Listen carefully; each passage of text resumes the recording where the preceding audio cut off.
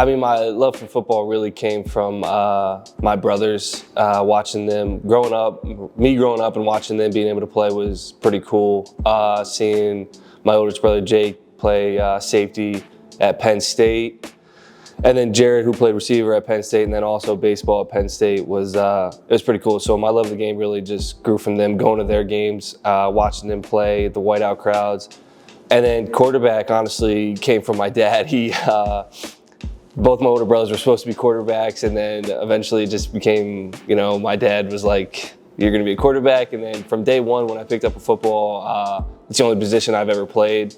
I love the sort of the aspect behind it, getting all the blame when things are going bad, and then when things are going good, it's a team thing. So I love that pressure and, what playing quarterback really means. I wouldn't play baseball growing up, just with my dad, playing baseball. I was naturally pretty decent. I had a pretty good coach and my dad, obviously. So I thought up until about my junior year of high school, I'll say that things really started to fall into place for football.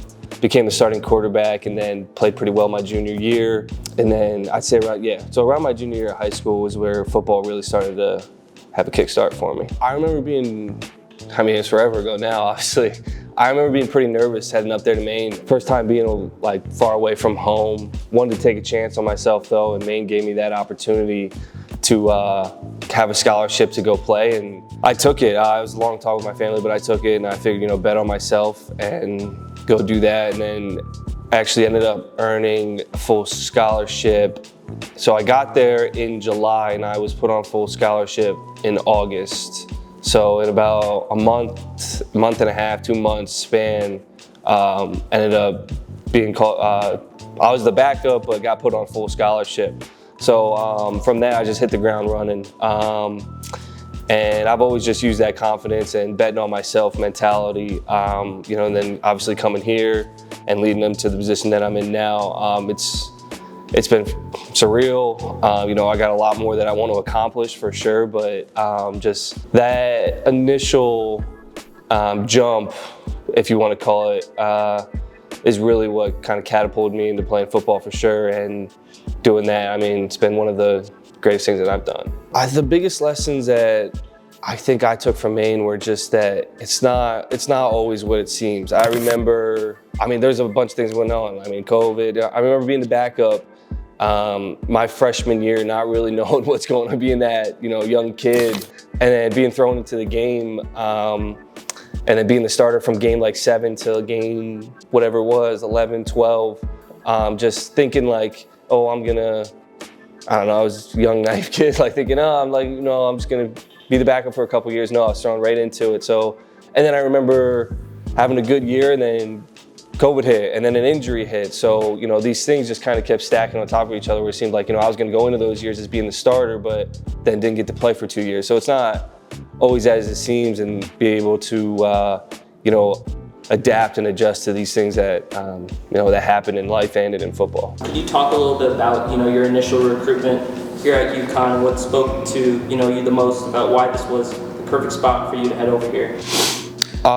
What spoke to me the most, I guess, to begin with, was Coach Moore. I know a lot of guys say that when they get this question, but I think that just shows you the type of coach he is and person that he is. When he sat me down, we were talking in his office. He said what he saw in me, what he sees in the team, and then when he had that turnaround year here before I got here, it really showed that he's willing to commit to this team, and he can turn things around, which he did, which he's continuing to do. So that was a big thing. And then honestly, some of the players that I've met here have been some of my best friends that I'm going to take for life. So guys that I met that were in my class there coming in the transfer portal mean a lot to me, and just having that brotherhood and that family kind of is what made me choose here.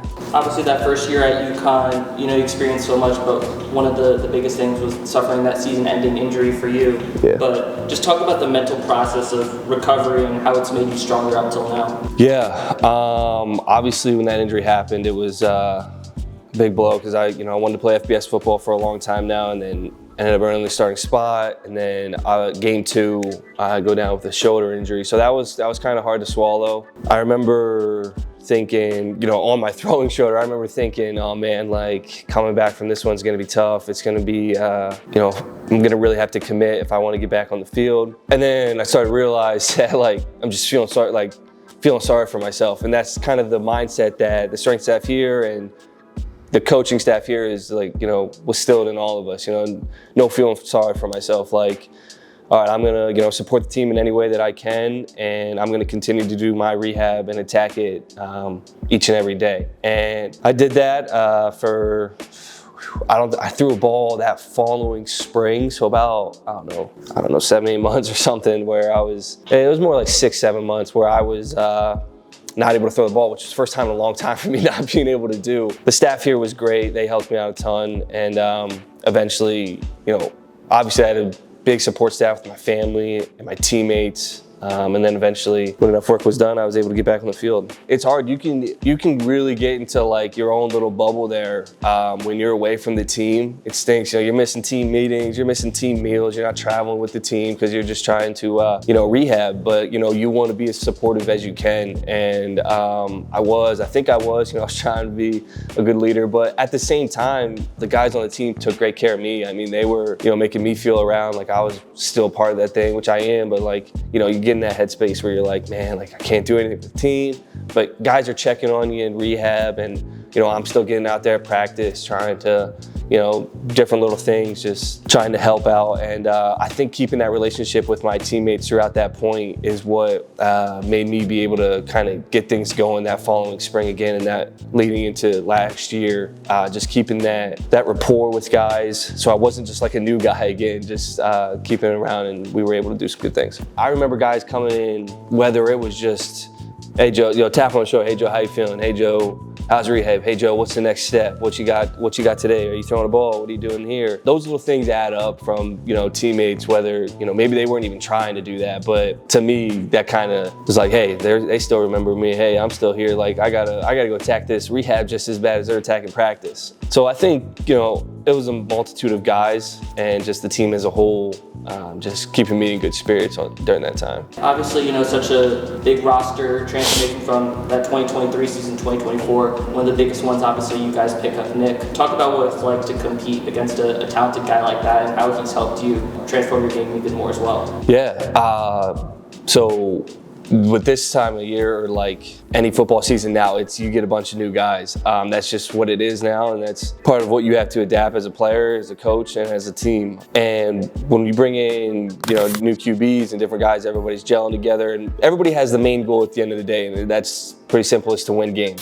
So whether I'm on the field, Nick's on the field, Tucker's on the field, whoever's on the field, like we've all put in too much work to be like, man, like I wish I was out there, or hey, he made a big play. Like I'm gonna cheer for him because I know how hard Tucker's worked or Nick's worked, how hard I've worked just to be able to go make that play. So at the end of the day, we all got the same goal, and that's to win games. So when I see guys make plays, whoever it is, I'm gonna get excited for them because I know what it takes to even get that opportunity. That gets built day in and day out. It doesn't just happen magically. We don't just show up on game day and.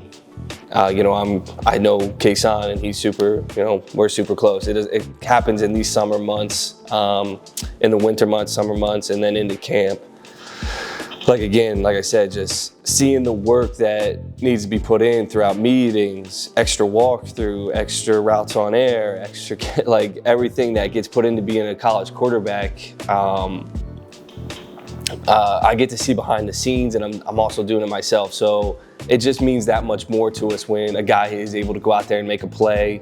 So come game day, everybody gets to see somebody make a throw, but they don't get to see the walkthrough, the film study. They don't get to see that stuff, whereas we do for each other. So we get that much more support from each other. Now that you've had some time to look at the unit as a whole, but what strikes you the most about this new look Huskies unit, going into next season?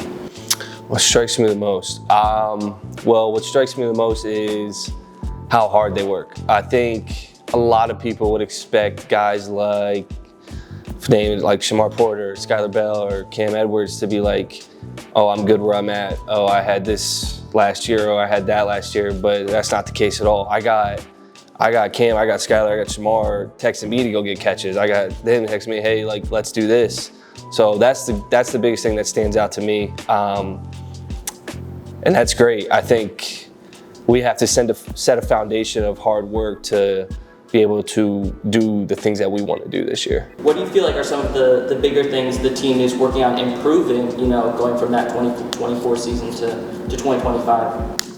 I think the biggest thing that the whole team as a unit trying to is really the mental side. There's going to be bad plays. There's going to be things that don't go our way. A ball's going to bounce a different way. Things are going to happen in a game that we can't control, and we have to be able to respond. So I think we're really trying to teach ourselves and teach each other how to respond to these things and how to communicate and get past these things that are bound to happen. Adversity is going to hit, and I think as a unit, we're looking to get better at that. And I think we are. I think we're taking big strides. I think the way that we practice and in the environments that we practice in are going to continue to help us improve that, and I'm looking forward to it. I mean, you talked a little bit about it before, the Fenway Bowl matchup. With how your career ended up being different than what you had originally planned with, COVID and injuries and all that. But when adversity hits like that, what's kept you going sort of throughout your career? Yeah,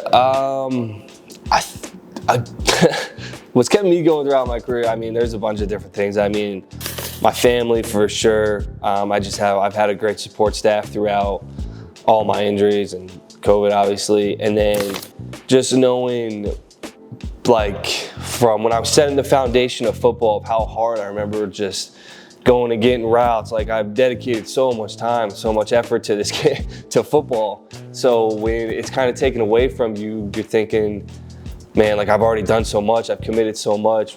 Like, why stop now? Why put the brakes on now? Why would I let a circumstance kind of put an end to so much work that I've done in the past? So that's really what's kept me going, is just remembering being 16, 17 years old, thinking like, hey, I want to go play big time football and I want to try to get to the pros. So I remember just working as hard as I possibly could and studying the game as much as I can. So I'm not going to let bumps in the road or circumstances affect how I work and affect how I approach the game. And then obviously sort of reflecting all that and what's led up till now, how grateful are you, to be here and playing another year of college football, with a team that's been so successful and has such big aspirations to, go out there and take it to new heights? I'm super excited. I mean, I don't want to put stimulus on. I think this is the best team that I've been a part of. And with that being said, I mean, we got to put the work in. We got to commit to each other, commit to as a team. But that's really, when I was thinking about coming back for another year, having conversations with teammates and coaches, a lot of it was, the group of guys that we had coming back and the coaches that we had coming back. I thought we had a really solid core, and I think we've made a lot of good additions from both high school athletes and transfer portal. I think there's a lot of new talent and a lot of good players on this team. Now it's just putting it together, getting to know each other, getting better each and every day, and just pushing each other in practice and getting better.